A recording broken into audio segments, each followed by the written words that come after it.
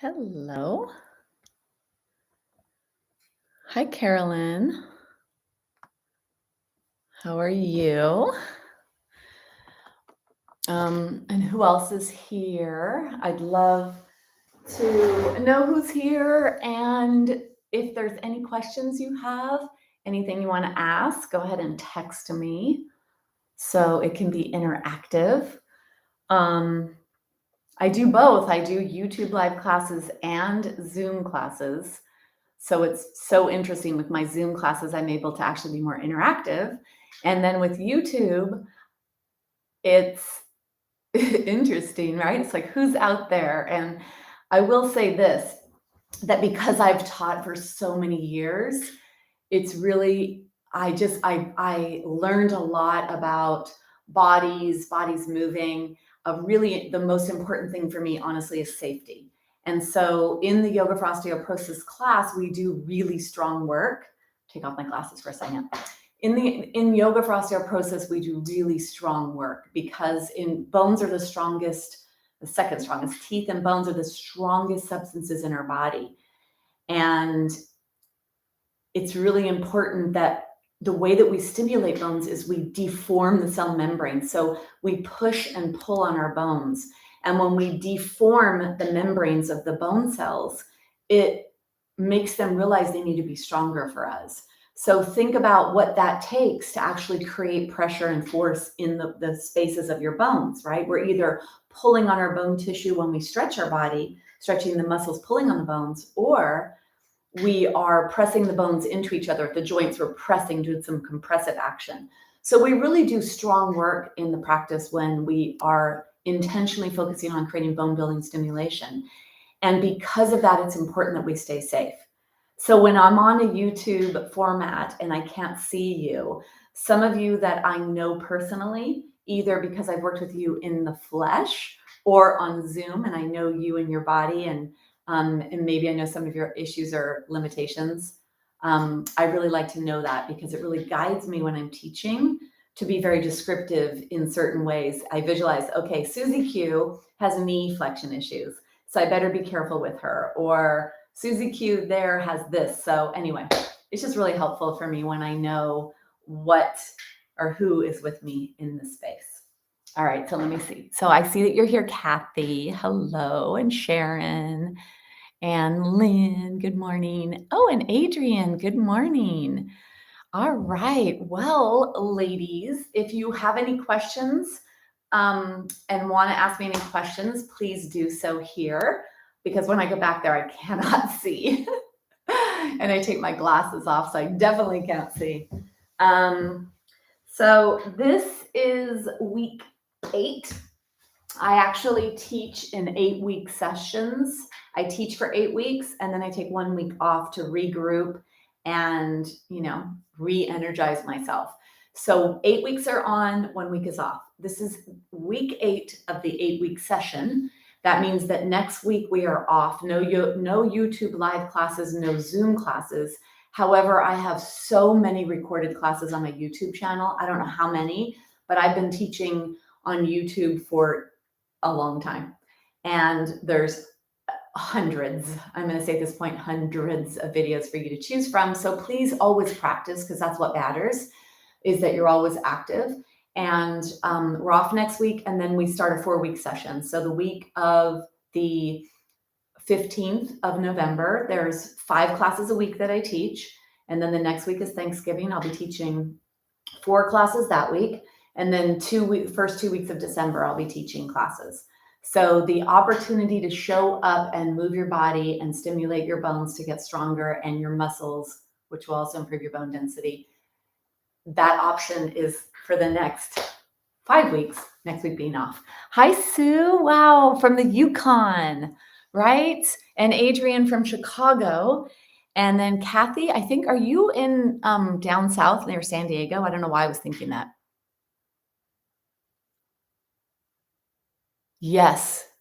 Kathy, great question. So when we're doing, it's one of the forward folds actually, and there's only 2 forward folds. Well, there's more in the other ones, but forward folding is the no-no. So the question you're asking is when we are doing the supine adductor stretch and the leg goes out to the side, does the pelvis stay on the ground? And the answer is yes, because what we're trying to do is we are trying to stretch our adductor muscle group, which begins on the pelvis and then attaches to the inner knee joint. So the adductor muscle group we're stretching, and the ends of the muscle where it attaches, we want to pull on the bones. And on this end down here, it's on the pelvis, and really a precarious place if you were to receive a fracture.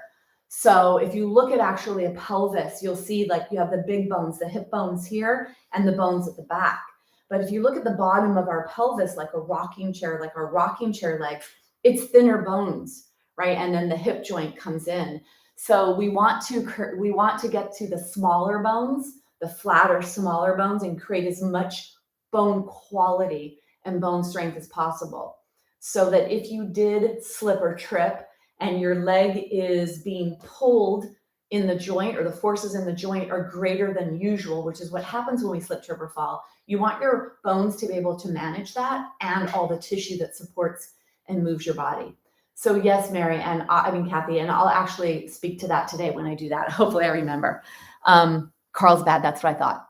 Okay, so we've got Chicago and Canada and Carlsbad. Ooh, all the C's are in the house today.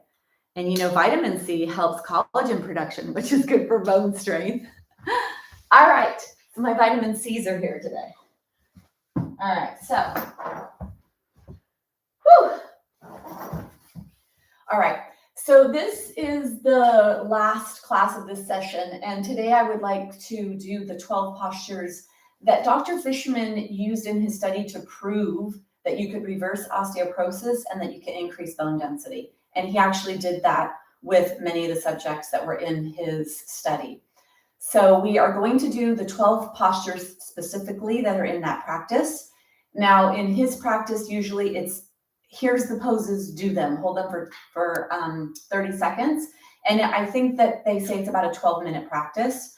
We're going to take our time. We're going to warm up the body. We're going to really increase our body awareness, because the more you know about your body and how it moves and how it functions, the quicker and easier it will be for you to create stimulation where it's really important if you have bone density issues, the pelvis, the hips, and to actually bring it into your life every day, to start stressing your bones out daily in a really positive way to create stronger, better quality, and more dense bone tissue.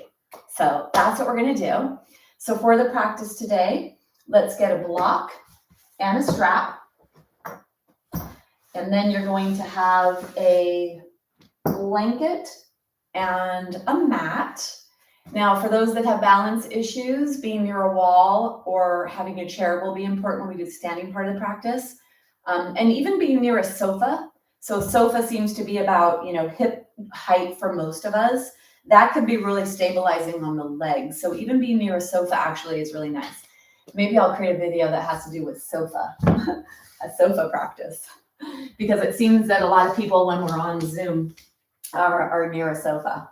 All right, so let's come on to the tushy. And don't come down yet, because I want you to feel this. I want you to rock back and forth from one buttock to the other to get real familiar with your body here.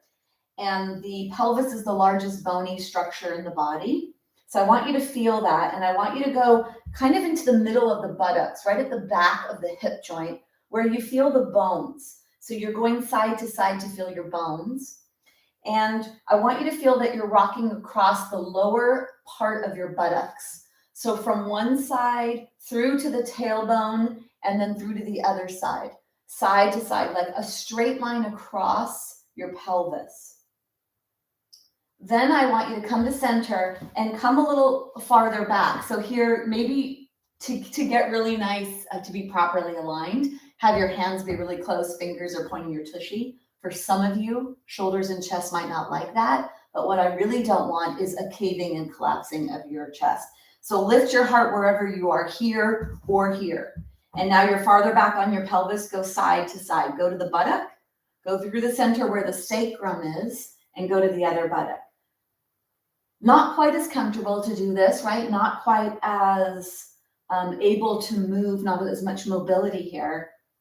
And then bring yourself all the way up. All right, so there was a little awareness piece with the pelvis, with the two lower bones of the spine, the coccyx bone, which is the tailbone, and the sacrum. And then have your blanket ready to come down. Now, we can actually start to correct our posture here by not having a big fold in the blanket. So for those of you that often fold this up to have a big juicy place for your head, start to explore having less support in a supine or a lying down position, because that can actually start to stretch some of the tightness in the spine and in the shoulder joint when we have that, roundness in our posture. So when we come down, we want to make sure that we keep right here. We do not compress the front of our spine. So you're going to come forward, reach your hand long and away, and then come onto your back. And then move your blanket so that it's underneath your head only, not your neck. Well, your neck, but your neck won't be touching it, right? But not the upper back. So let the whole torso be touching the ground. And when we're on the ground like this is a great way to start to get some postural correction. And for those of you that have roundness in your spine here, you really want to work on opening that up and releasing the sticky parts of what's happening in the joints of the spine. That's why you want the lower head. Let's take our block, and we're going to use our block on our belly. So we're going to put the block on the belly. And then when you hold on to the block that's in the belly, push your elbows into the ground, lift your rib cage away from the floor, slide your shoulder blades towards the center, towards your spine, and then allow the flat bones of the shoulder blades to rest on the ground. So if you have your knees bent and your feet flat, that's a nice relaxation for the low back. For some of you, that may be the preferred place to be, is to have the knees bent and the feet flat. Some of you may want to explore taking your legs straight and see if it feels relaxing for you to do this, or do you feel pulling or tension in the low back? And choose whatever's the best for you. The block is on the belly. And then let's take the hands out to the side. So first take the hands away from you, down and away. Palms are up. And this is where we can start to correct some posture, start to get a little opening. So start to slide the hands a little higher.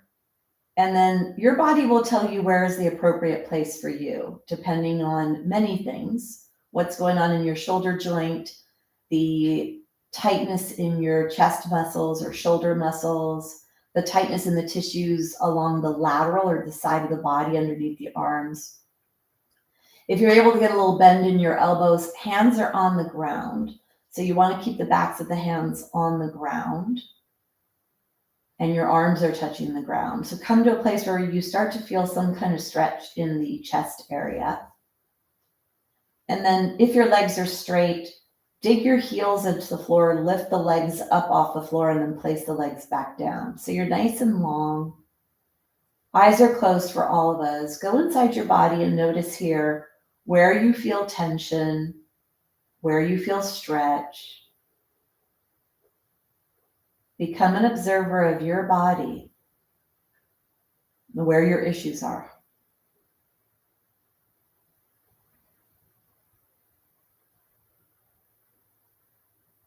Bring your awareness to your mouth. You want your mouth to be soft and relaxed, so the back teeth are separated.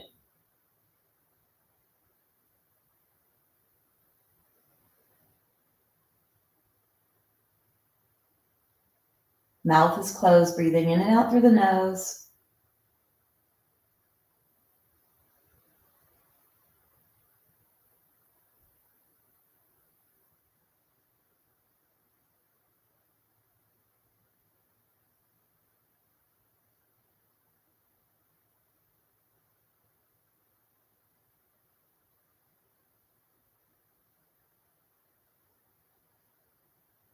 And then breathing in your nose, notice the breath in the torso. Notice where it is.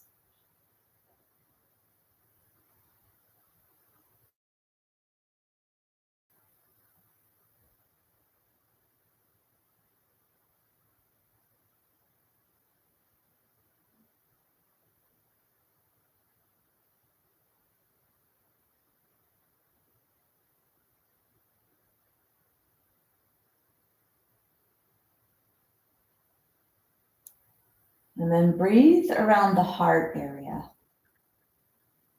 Breathe up towards the sky.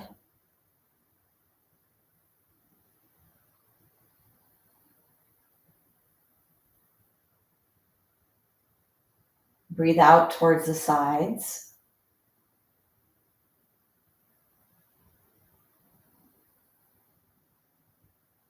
We have control over directing our breath.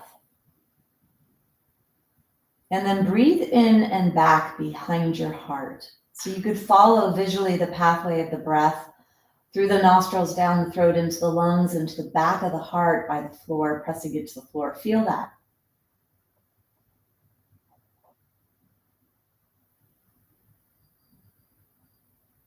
When we breathe and we expand the rib cage, we're actually stretching the muscles of respiration. And we're stretching the joints where the ribs are attached to the spine, or those areas. When we're sitting, not pressing our spine into the ground, we get the breath down to the entire perimeter of your lower ribs. So that as you breathe in, you get wider all the way around. You could visualize that you have an inner tube around your body, and as you breathe in, you get wider, as if you were pushing into the inner tube and you could feel it, front, sides, and back.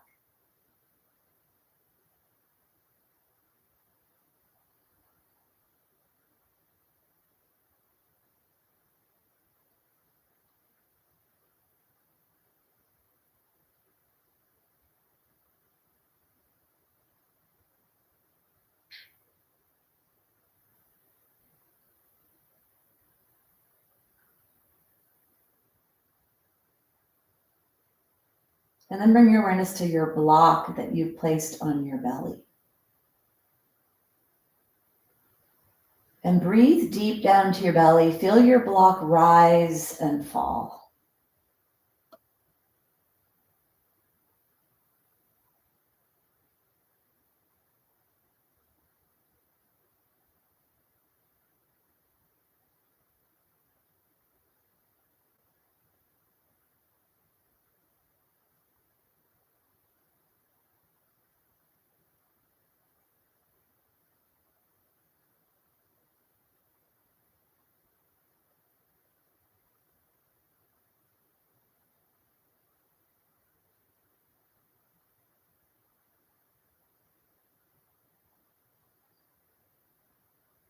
Really let that block rise. So as you breathe in, your belly gets bigger towards the sky, and you feel the block moving up and down.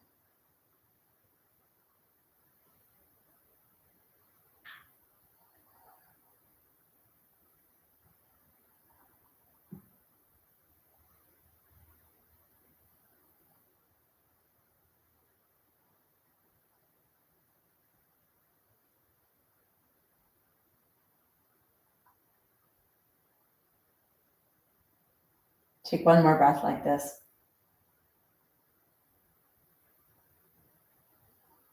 And bring your awareness to your feet and your hands and your head, like you're a 5-pointed star. Let's imagine that we bring the breath in through those 5 locations and out. So take a breath by exhaling to create space. And then breathe in through your feet, your hands, and the crown of your head. And breathe out through the feet, the hands, and the crown of the head.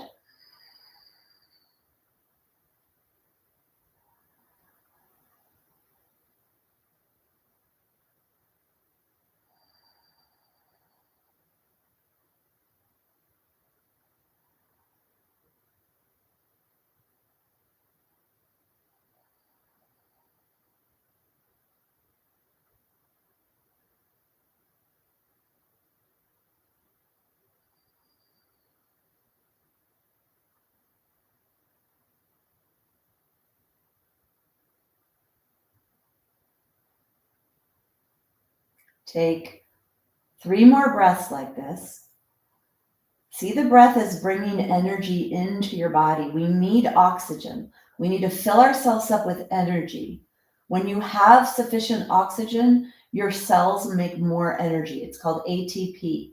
And when there's sufficient oxygen present, you can make more ATP energy. So that when we use the postures today that are stronger, we use a lot of muscles in our postures. We need the energy to be able to stay in the pose longer, to be able to go deeper, and to not deplete ourselves after our practice. Finishing up your last breath, deep breath. And then bring your awareness to your fingers and your toes. Wiggle, wiggle, wiggle. Fingers, toes, move your hands, move your feet.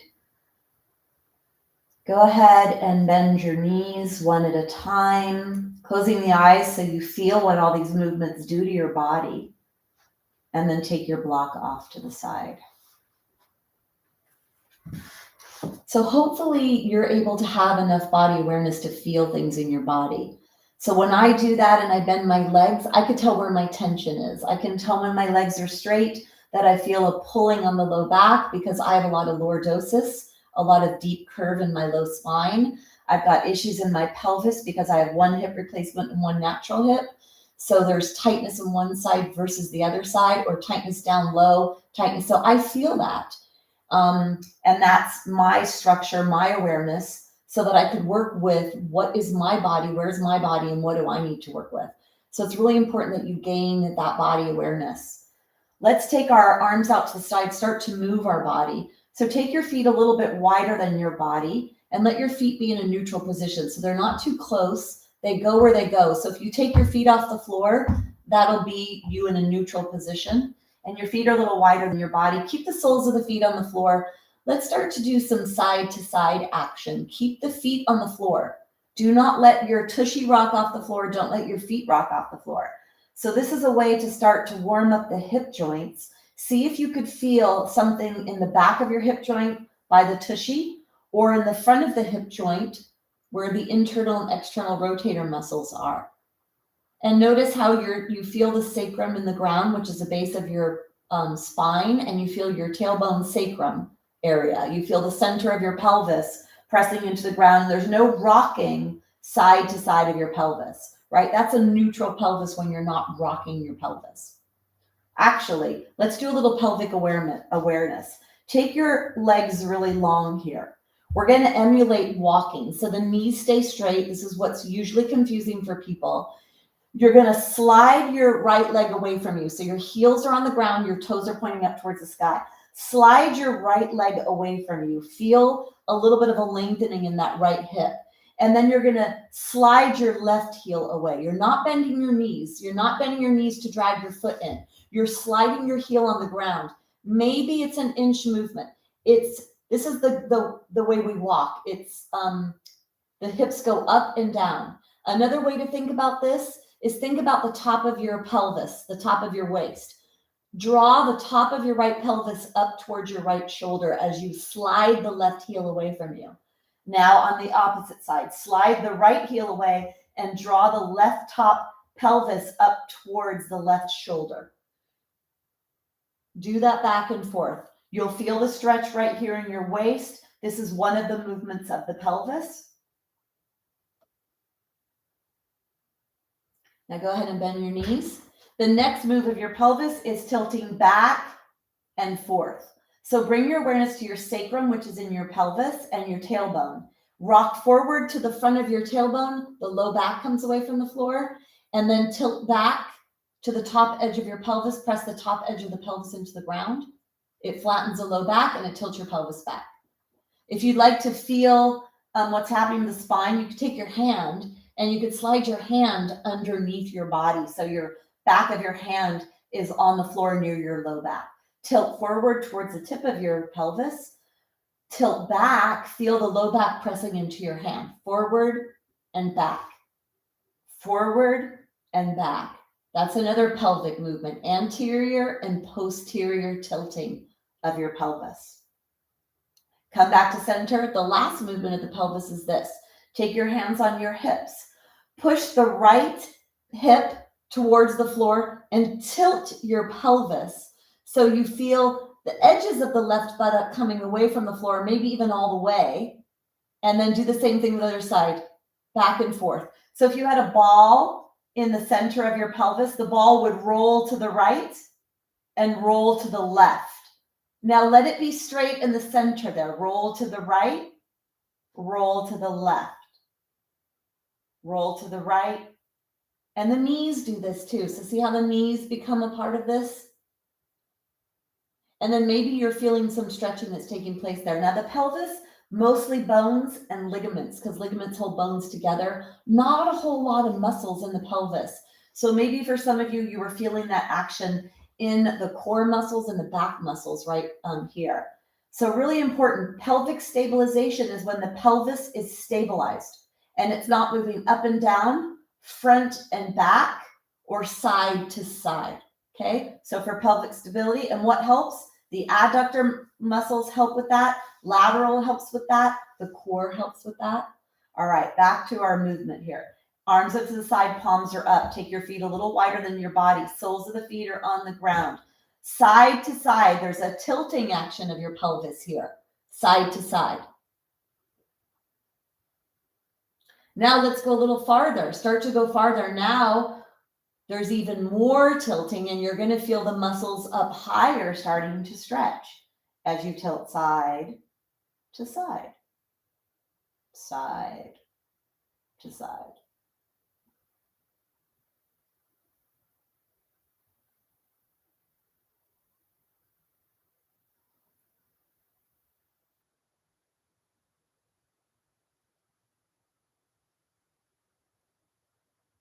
And bring yourself back up to center. Take yourself wide so you're all the way off the mat. And now you're going to let your legs go side to side, side to side. This is actually one of my favorite ways to warm up my body. You could take your arms a little higher here so that when you reach your hands up, you really feel that there's a lot more space between the lower ribs and the top of your pelvis. So the middle of the torso, the trunk. That's the part of you that helps to stabilize the pelvis. And that part of you and the stabilization of the pelvis and the core stabilization is what helps to support joint alignment and balance. So for balance and fall prevention, really important part of your body. Let the legs go to the left and let your head go to the right. Stay there. Activate the right side. Reach the right hand up away from the floor. Reach the right arm nice and long. Feel that stretch on the right side of your body. And try to create as much stretch as you can by pushing the right hip joint straight up towards the sky, reaching the right hand away from you. Take one more breath. And then bring yourself back to center. Let's go to the other side. Let the knees go out to the right. Let the head go to the left and let the left hand come off the ground a little. Stretch, stretch, stretch. So try to feel the biggest stretch you could create in your body. Creating space in the joints, releasing synovial fluid to keep the joints healthy, and increasing the danceability of your body so that when you are moving, it's safe. And if you do slip, trip, or stumble, you have that range of motion available to your joints so that they don't get damaged or pull on the bones too hard and create fractures. Take one more breath. And then bring yourself back up to center. Let's take the block, do a little bit of stabilization, turning on all of this support here. This is a fantastic little sequence to create that stabilization of the pelvis. Take your hands behind your head, elbows are out to the sides. Squeeze the block, your feet are block distance. Take an inhale here. As you exhale, contract your core. So imagine you have a juicy orange in your belly. You're going to squeeze from the sides and the top and the bottom. Squeeze your orange and then press your low back into the floor. Feel that contraction of your core and then inhale to lower. Exhale again. Squeeze the block. Squeeze your orange. Tilt your pelvis backwards. Top edge of the pelvis touches the floor and you flatten the low back. Let's try another visual. Zipper. As you exhale, zipper up your lower body from your lowest part all the way up towards your belly button, like you're trying to get those tight jeans from the 1970s that did not have any spandex in them. on your body. One more, tight, tight, tight. Squeeze the block, flatten the low back. Inhale to release. Exhale, this time you're gonna contract the core, flatten the low back, lift the upper body, keep the tip of your nose straight up towards the sky, elbows out towards the sides. Inhale to lower. Exhale, squeeze the block, activate the core, lift the upper body, flatten the low back. Inhale to lower. Exhale to rise. Inhale to lower. Last one. Exhale to rise, flatten the low back, elbows are out to the side. Stay here, squeeze, do little pulses on the block. Little pulses, zipper up, or squeeze the heck out of your orange. Really press that low back into the ground. Elbows stay out to the side, and the tip of the nose is up towards the sky. Firming up your core. And then inhale to lower. Now we're going to do it in the stabilization place. So that was posterior tilt of the pelvis. Now we're going to actually keep ourselves in a neutral. So you're going to feel a lot of pressure at the sacral tailbone area, really contracting the core when you do this to stabilize when you lift your head and neck away from the ground. Exhale. Inhale. Squeeze the block, press your sacrum into the ground, contract your core. Do not tilt your pelvis. Keep it stable. Lift your upper body off the floor, nose straight up towards the sky. Less range of motion for most. Inhale to lower. Exhale, squeeze the block, contract the core, lift yourself up, elbows out to the side, tip of the nose up towards the sky. Inhale to lower. Feel the work in your core. Exhale. Contract your core like crazy. Hug your lumbar spine, but don't push it towards the floor. Inhale to lower. Last one, you're gonna squeeze the block. Come up here, little pulses on the block, little pulses. Elbows are out to the side, tip of the nose is up. Contract your core like crazy. Push your belly button towards your spine, but don't push the spine towards the floor. Hugging that lumbar spine with your core like crazy. Bottom lifts up, top lifts down, sides lifts in. On your next inhale, relax and lower down. Great little core sequence for pelvic stabilization, for core stabilization. Now let's stretch our legs and see how well we could keep our pelvis stable when we do that. So go ahead and grab your strap, draw your right leg in, take your right foot and put the strap on the right arch.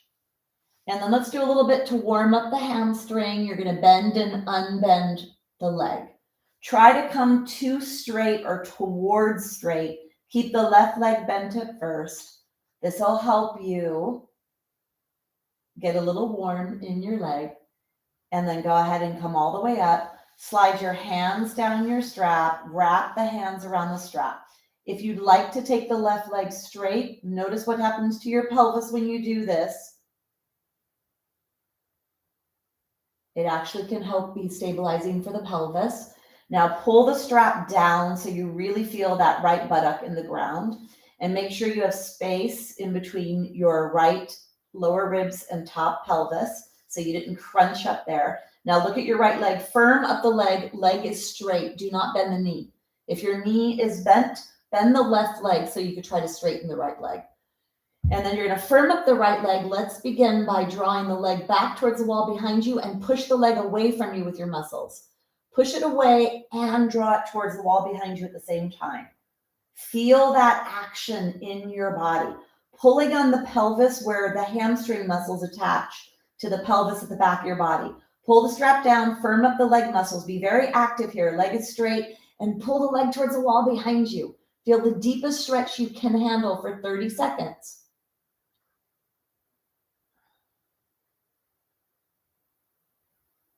Take one more breath. And then go ahead, put a bend in that leg, take the tension out. Let's go right into our adductor stretch, pulling on the pelvis from a different area. So take the strap in the right hand, slide your hand down the strap. Now, be aware of your pelvis here. If you'd like, you could take your block on your pelvis so that we don't tilt the body so that the block falls off. So put the block on your belly or your pelvis. And then you have your hand holding the right strap, right leg on the right. And then you're going to lengthen out to the side. The only thing moving is your leg, not your pelvis. So you keep going, going, going. For some of you, you may not have the range of motion to come out to the side, or the leg is too heavy. So you may actually need to put your block underneath your leg to help support the weight of your leg. Or you could leave it here. Feel the whole pelvis in the ground. Push into the strap, to the arch part of the strap. Create space in the right waist. And then draw the right leg up towards the wall behind you. Push the left leg into the floor, or the left foot if the knee is bent. Push into the strap. Feeling the stretch here in the inner thigh as you pull on the pelvis on the adductor. Really push that left tushy into the ground. Do not let the left tushy fly away from the ground. And the core support here, if it's feeling challenging to stabilize the pelvis, zipper up, or contract, squeezing an orange in the belly to activate the stabilizing of the pelvis and the center core. Take one more breath. To come up, if you come up with a straight leg, that requires a lot of muscular work and core work. So do what's appropriate for you, maybe with a straight leg, or maybe you need to bend the knee. Take the block off, take the strap off. Let's come on to the left leg. Draw the knee in, take the strap on the left foot. Let's do a little warm up here of the hamstring. Keep the right knee bent and warming up your hamstring. And one thing I'd like to say is, it doesn't matter who you are. Your body is going to go back to a very, I want to say the word tight, but I'm really going to say the word protected state, right? So even those of us that tend to be a little bit more limber because maybe we've been practicing yoga for a long time, or we practice all the time every day, even if we look like we're more limber, there's still a tightness when you first begin, no matter who you are. So it's always nice to bring in this warmth and the fluids into the body to warm up your muscles, and to not get frustrated if you feel like you're tight, right? Because we all start out as the Tin Woman, you know, like the Tin Man in the Forest of Wizard of Oz. We all start out like that. So we need to soften and loosen up our body. So take your hand on the strap, slide your hands down, wrap your hands around, pull the leg down to the ground so you feel that pressure in the left buttock area. Straighten the right leg if that's available to you. Notice what happens to your pelvis. There's a correction that takes place there. Pull the strap down, firm up the left leg, push the left leg away from you. Keep your left waist nice and long, and then let's begin by drawing the leg towards the wall behind you. Feel the tension behind your left leg and hopefully right where the leg attaches to the body. Pull the strap down, firm up the muscles, push the leg away, and draw the leg towards the wall behind you. Nice, strong. Keep your knee straight. That's very important because we want to be on the tendinous part of the muscle. So you need a straight leg.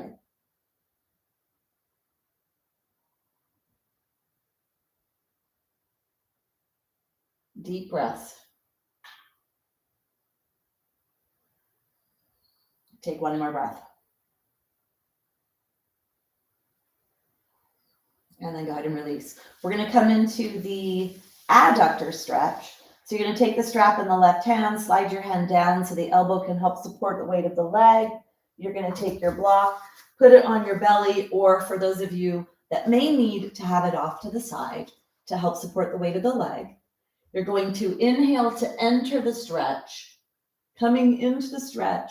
If you need to support your leg with the block, do so. The block on your body will help to notice if you're tipping over. And if you are tipping over and you cannot contract your core in order to stabilize your pelvis, you may need to have the block underneath that left leg. So do whatever's appropriate for you. The goal here for this posture is to be pulling on the pelvis right where the leg attaches to your body. That's what matters, not how far you get over to the ground. How much can you pull on your pelvic bone and create stimulation for bone building? That's the goal. Take one more breath. And then either with a straight leg or bending the knee, bring yourself back up to center. Let's take the strap off. Bring the block between the knees. Let's come into the bridge posture. Take the blanket away from the back of your head. Lift your head up and tuck your chin towards your chest. Bend your elbows along the side of your body to lift up your upper body and slide the shoulder blades closer to the spine. Hands are down on the ground. Now, for those of you that are newer, having your elbows bent and letting the upper arm bones push from this direction may be easier for you if you're newer to the practice. For those that practice quite a bit, arms could be straight, and use the arms to help to lift this part of your rib cage away from the floor and add that opening to the front of your spine. All right, so choose what's appropriate for you. Walk the feet closer to your body, squeeze your block. Now, squeeze your tushy and tilt your pelvis backwards so you feel the top edge of the pelvis touch the floor. You feel the lower back touch the floor. Press your hands into the floor. Squeeze the block, squeeze your tushy, and let's inhale to peel your spine away from the floor. One vertebra at a time. Eyes closed so you could feel your rib cage leaving the floor. Feel the upper rib cage leaving, and the shoulder blades press into the rib cage to help add more of a bend. Open up the front of your spine. Lengthen the neck, tuck the chin towards the chest so the pressure you feel is in the upper back and neck, and not in the head and the neck, but the upper back area. Use your arms to help press into the ground to lift the weight of your torso away from the floor and to really create that nice opening in the front of the spine.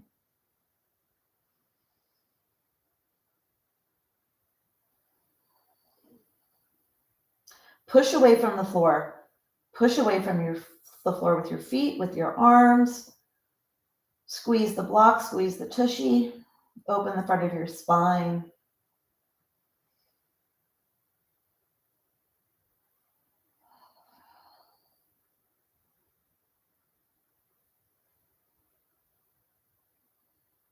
Take one more breath.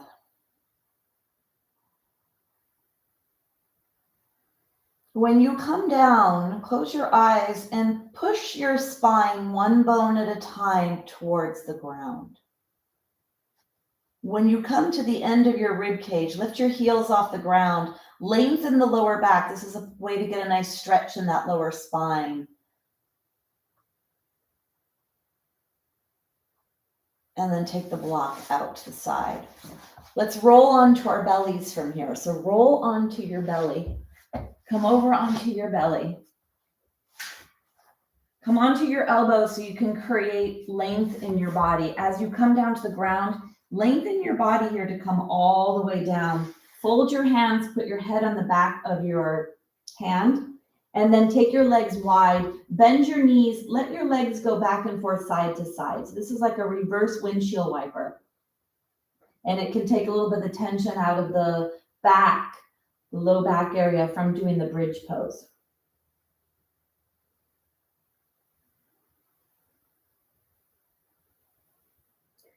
And then bring yourself back to center. Let's take the legs nice and long, put the forehead on the ground, put the nose on the ground, toenails touch the ground. Take your arms down alongside your body, palms are up towards the sky, thumbs touch your body. Now this is the beginner, or taking it easy. Well, I don't want to say taking it easy, but this is like, let's say step one. For those of you who've been practicing for a while and you want to try to clasp your hands behind your back, try to touch the palms if you can. Being able to lift the arms away from the body is important here. And if you can't lift the arms up and away from the body, leave the arms alongside your body. So begin with flattening the toes into the ground, especially the pinky toes. Take an exhale. Inhale, lift yourself away from the ground. Either arms are along the side of the body, palms are reaching up towards the sky, soles of the feet are reaching up towards the sky, not towards each other. Lift yourself up and away from the floor. Feel those pull muscles at the back of the body active. The back of your body really active here. Reach your fingers away, reach your toes away, reach your head away. Long body, lifting up against gravity.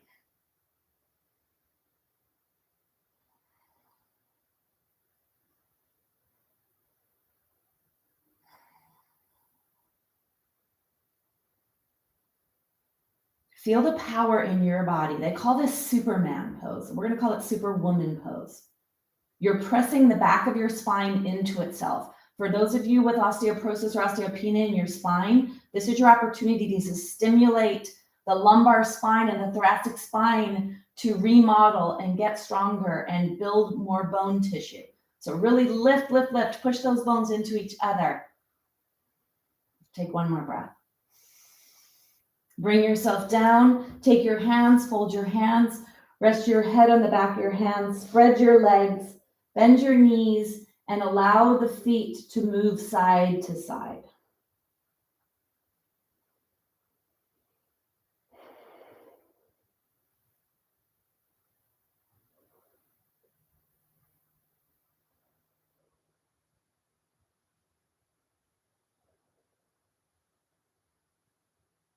Breathe down to your belly, feel the accelerated heart rate, using a lot of muscles for that posture. And then bring your legs to the ground, take an arm away from you and roll onto that side. Bend your knees. Take your hand. You want to safely move the front of our spine. We're not going to push into the front of our spine. We're going to be careful here to not let our lower ribs come closer to our pelvis, because that would indicate flexion in the spine, pressing into the front of the spine, and we do not want to do that. Take your hand on the ground, keep your head up, keep your spine long, reach with your shoulder to bring yourself up, and let's come all the way up. So we did 2 back bends where we compressed the back of the spine to try to get the posterior spine to get more dense and stronger. So for spine health, if you have your vertebra is what you're really focusing on for strengthening, the locust posture and the bridge posture are fantastic for that. Now we're going to come into the 2 seated twists, and these also can create a lot of stimulation for the spine to get stronger. So take your blanket and fold your blanket into 4 pieces if you can. So whatever it is you're using, into 4 pieces. And you're going to need your block for this. Okay? So I'm going to start with my right tushy cheek on this block, or on this blanket. Right tushy cheek is on the blanket. So there's a nice elevation. The right tushy cheek is supported. I'll bend the right knee and take the right heel underneath my left tushy, and then take the left leg across the body. So you have that support and elevation of the blanket in the right side. Stay nice and linear here. Take your left hand on the block behind you. Push down to get tall. Think of 26 teacups. All of them are stacked, and you're not tipping the water out the front of your teacups. So keep the front edge of your teacups up. Keep the teacups level. They're full. You do not want the water spilling out the front edge. That's super important when you do rotation. Take your right hand on your left leg. Push your left foot into the ground. Push down on the block to get tall. Take an exhale. And then inhale, lower ribs, middle ribs, and upper ribs. Rotate to the left. Lower the shoulders. Slide the shoulder blades towards each other. Feel the stretch. There's a lot of stimulation to the posterior hip capsule here of the left leg. There's also spinal stimulation because you're rotating your spine. Pulling on the ribs here as well. It's a little stimulation for ribs.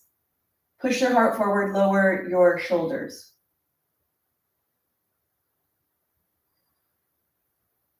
Take one more breath.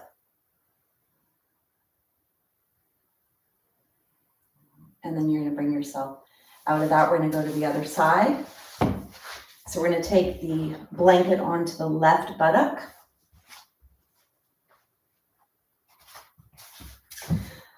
The left buttock is supported, the left leg bends, and you bring the heel underneath the buttock. For those whose knees don't like to bend, you would do this with one leg straight, one leg across, and keep both buttocks on the blanket. Take the block behind you on the right side. Your left buttock is supported. Your right leg goes across. Get tall here. Hold on to your right leg. Push down on the block and hold on to your right leg to arrange your teacups. No spilling out the front edge of the teacups. Take an exhale to prepare. And then inhale, lower ribs, middle ribs, upper ribs. Feel that stretch in the lower belly area. Breathe down to your belly, lower your shoulders, slide the shoulder blades towards each other. Keep your teacups nice and lengthened, no spilling out the front.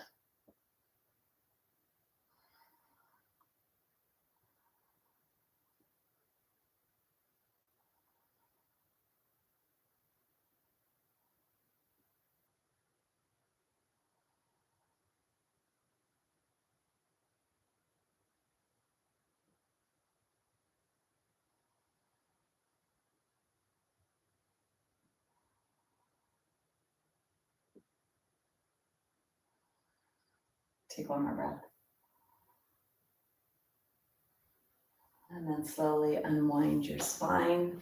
We'll go into another seated twist. So take the blanket now and put the blanket, double the blanket. Having the elevation of the blanket is very supportive when we come into the twist. So have your blanket doubled. You're going to need your block for this. And then come to sit on your blanket and sit near the very front of your blanket. You're not in the middle of the blanket. So come forward. So it actually does feel like you're falling down. And this helps to put the pelvis in a nice position. Reach under to grab the flesh and take a hunk of flesh back. And then let's take the block to the left. So the block's in the back of you to the left. Take your left leg, bend your left leg. Right leg is straight, left leg is bent. Take your right hand onto your left leg and take your left hand onto the block behind you.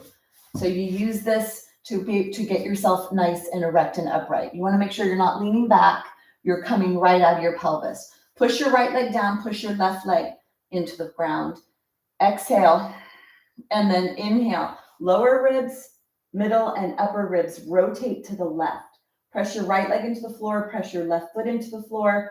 Use your right hand to get nice tension appropriate to you. Bend the left elbow that's on the block. Push down to get tall. Make sure your water's not spilling out the front of your teacups.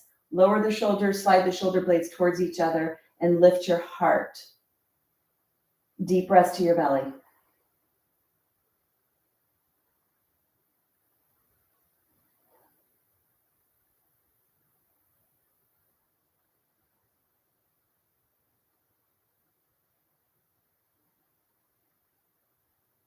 Take one more breath.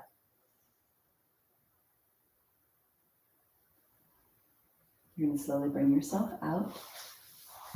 Let's come to the other side. So you're going to straighten the left leg, bend the right. Block is on the ground behind you. Hold on to your right leg with your left arm. Push down with your right arm to get nice and tall. Push your legs into the ground. Take an exhale. And then inhale. Lower ribs, middle ribs, upper ribs. Really bring your awareness to your spine. There's no compression on the front of your spine. You lower your shoulders, you slide your shoulder blades towards each other, and then press your heart forward. That will help to correct the front of your spine.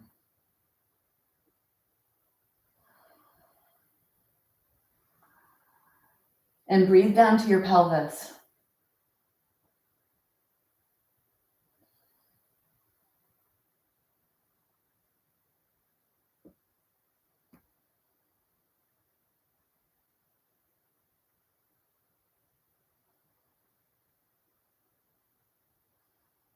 Take one more breath. And then slowly, slowly, slowly start to unwind, bring yourself forward. Take your legs, shake your legs. And then let's go ahead. Take your blanket and bring your blanket on the ground. Bring your knees onto your blanket so you can start to calibrate your blood pressure. We went from a lying down position to a seated position. Now we're coming a little higher, giving your body the chance to bring the blood up to the brain so that you don't fall or get dizzy. And then you're going to bring a leg forward, walk the foot forward and maybe a little to the side. Take your hands on that front thigh, bend the back foot or the back toes under, and then pushing yourself forward and up, you're going to come up to standing. Now we need to move our props. So when you bend at the hips. So push your tushy back when you bend. Keep your spine nice and long. And take your props. Let's move them off to the side. You may need your blanket. And then you'll need a chair for some of you.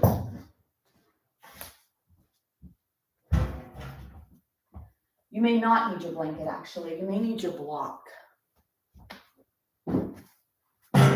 And set yourself up either near a wall or with your chair. So let's do the standing practice. If you have socks on, it's nice to actually have bare feet so that you can get real great communication from the floor up to your body. So bring ourselves into bringing ourselves into tree pose, using the chair if you need it, if you have balance issues. Bring your feet pointing forward, hip distance. Hands are down alongside your body. Push your body weight onto one foot. Come onto the tippy toes of the other. Knee out to the side, and bring the foot up in between the knee and the ankle. Push away from the floor. Feel maybe there's a wobbly aspect to your body. Whatever it is, look forward at something that doesn't move or to the center of the movement.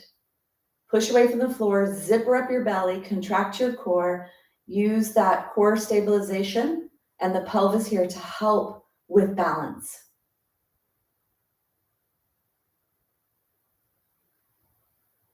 Take one more breath. And then bring the leg forward. Try not to just fall out of it. Try to go in and out with control if you can. And then bring yourself onto both feet. Push yourself to the other side. Come onto the tippy toes. Knee to the side. And then bring the foot up in between the ankle and the knee. Hands are to the side. Or you could bring your hands up. So do tree posture in whatever way is appropriate for you. Single leg balance, creating compressive force in the hip joint, stimulating the femur and the pelvis here to get stronger, challenging the balance, the muscles, the ligaments, all the parts of you that play and dance in the joints.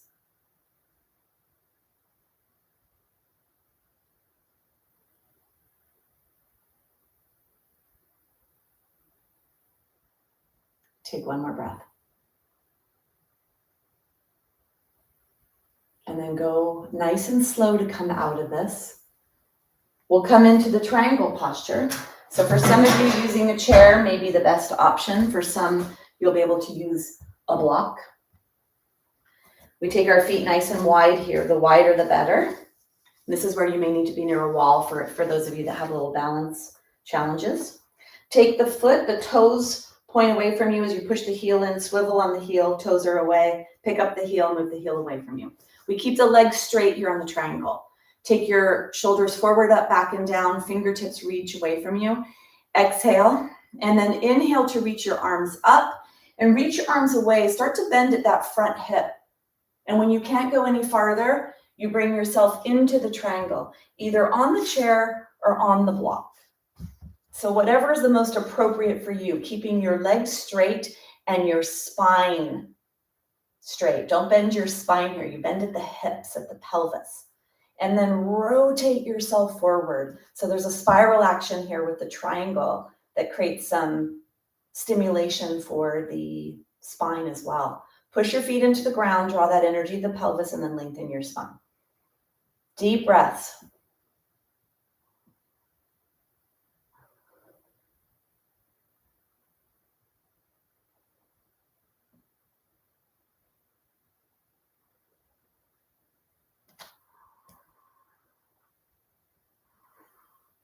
Take one more breath. Keep your legs straight. Bring yourself up and bring yourself out. Now, if you need the chair, move the chair. If you're using the block, push the tushy back so that you bend in your hips. Bring the block underneath you. Legs are wide. You're going to push your front heel into the ground, lift your toes up, move your toes away, pick up your heel, move your heel away. Press your feet into the ground. Inhale, shoulders are up, back, and down. Press your hands down, and then inhale. Bending at that front hip. When you can't go any farther, that's when you come into your triangle on the chair or on the ground. Push your feet into the ground and bend that front hip.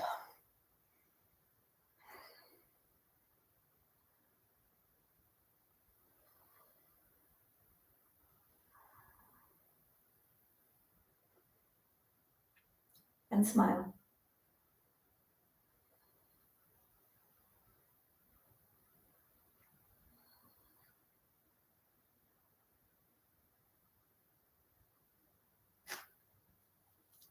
Take one more breath. On your next inhale, you're going to bring yourself up. And then bring yourself out. Let's go into the twisted triangle. So having a chair is always nice, a block.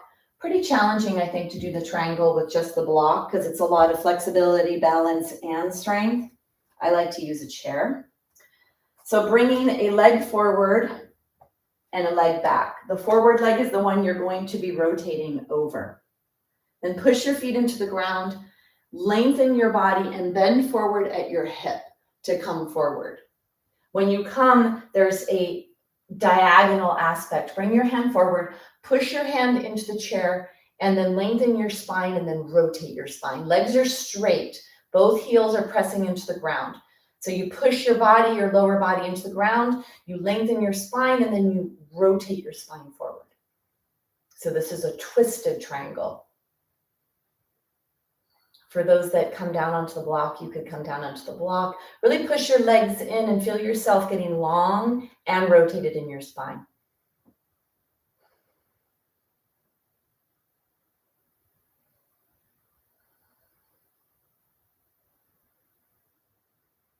Take one more breath. To come out of the twisted triangle, you bend the front leg, you keep your head up, your spine up, and you bring yourself all the way up and out of that. And then let's go to the other side. Block if you're going to be using the block. You bring the opposite foot forward. The toes are pointing forward, about 2.5 feet apart. Push your feet down. Lengthen yourself as you push your tushy back. You bend at your hip. You bring your hand diagonally across from you. Push your feet into the ground, your hand into the chair. Lengthen your spine. And then rotate, rotate, rotate, open.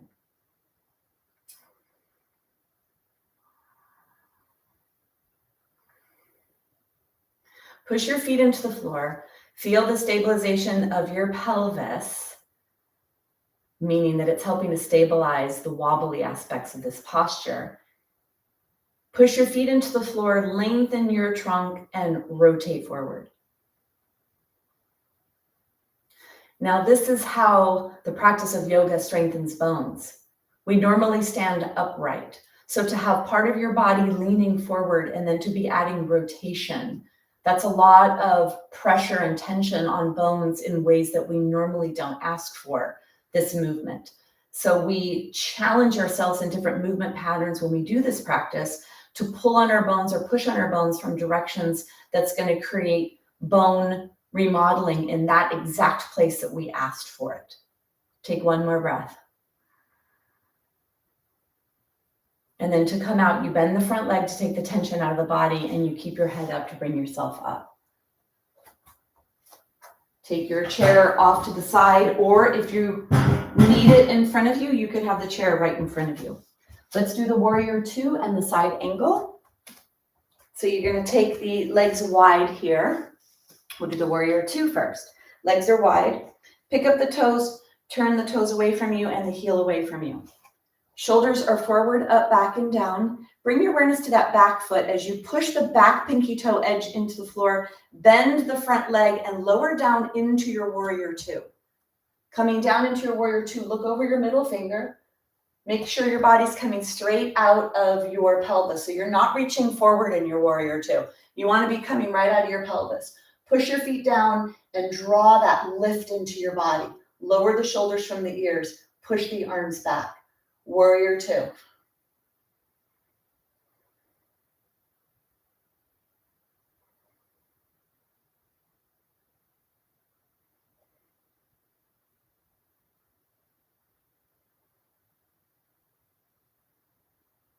Lift your heart.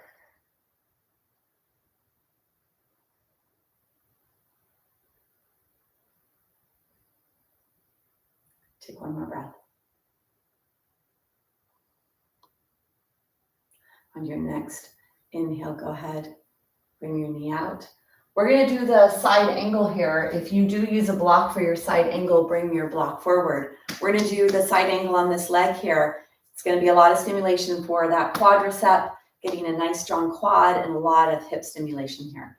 So let's bring the shoulders forward, up, back, and down. Push the feet into the floor and lower down into your warrior two by pushing away.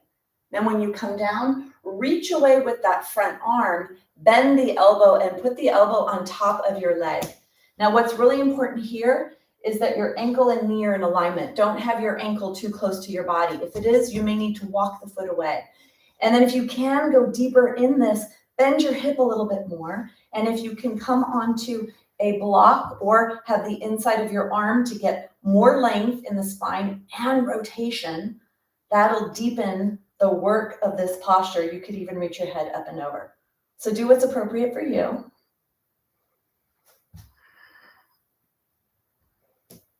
Try to get rotation in your spine. Make sure the front of your spine is not compressing. It's lifted and open.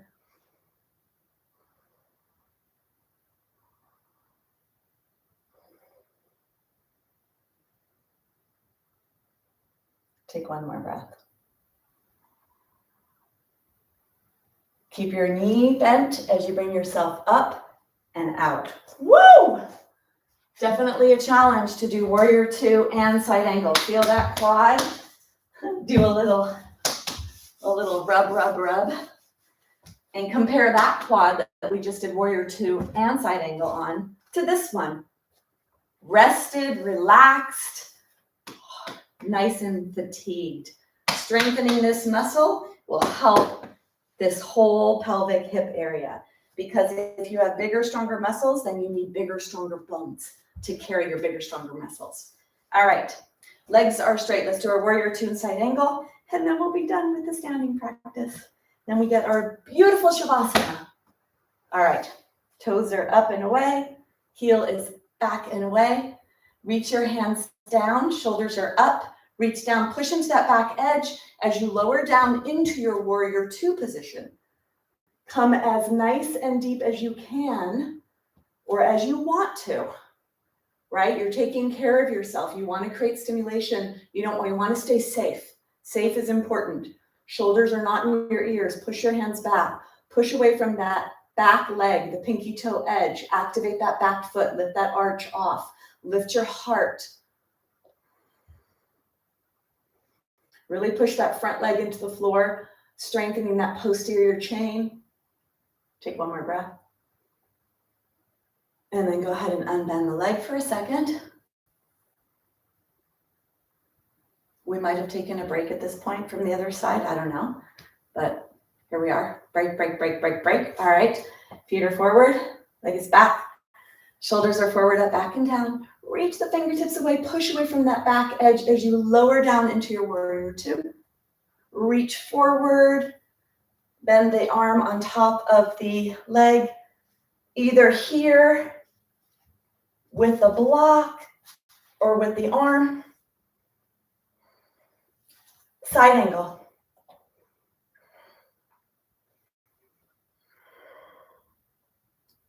Feel the power. Really nice, strong, powerful posture for that hip muscles.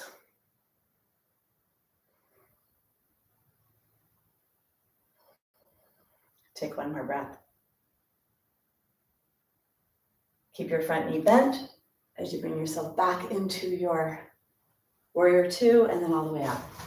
All right. Last posture of the day, Shavasana, well deserved. Go ahead and gather your props, and we will finish up the practice today with the final and last posture.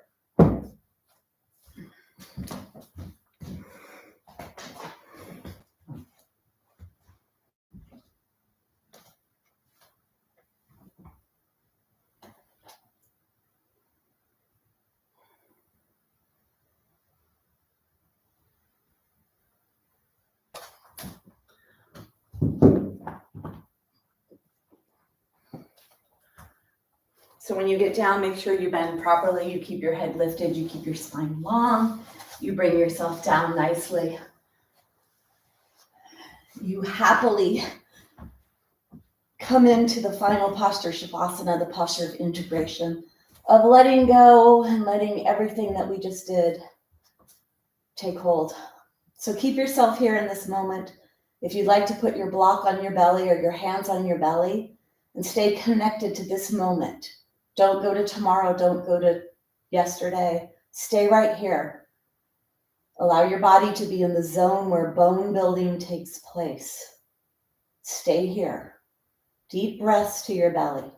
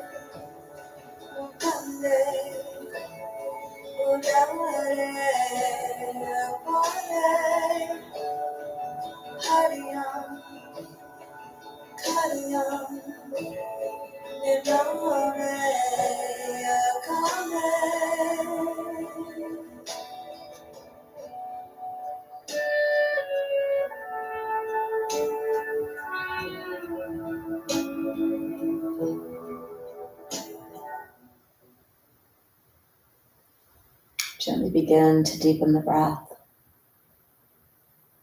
Bring your awareness to your hands, your feet, your body. And start to gently move the hands, the feet, the legs, the arms. Slowly bending your knees to draw your knees into your chest. moving side to side. And then all the way on to your right side.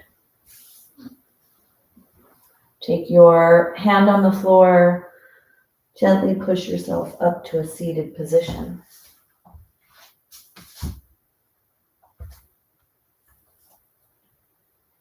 We'll close the practice. Keep the eyes closed. Bring the hands together, rub them, and then hands are together. The chest presses to the thumbs press towards the chest. Sit nice and tall in your spine. We'll end with a like good. Let's take a big exhale to create space. Inhale.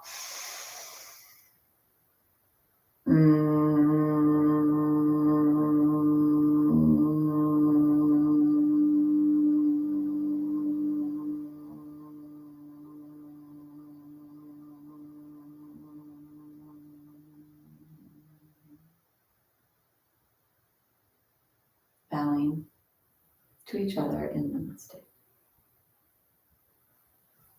Namaste.